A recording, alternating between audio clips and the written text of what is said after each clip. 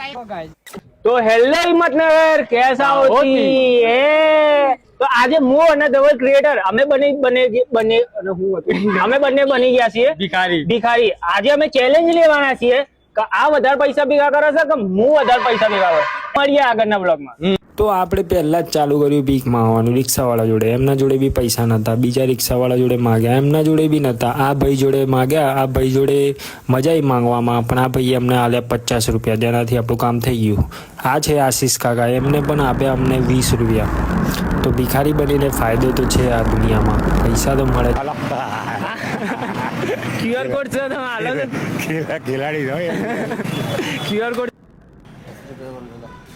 10 रुपये तो आप भी दे सकते हो, सेठ की क्या जरूरत है। सेट अलग है।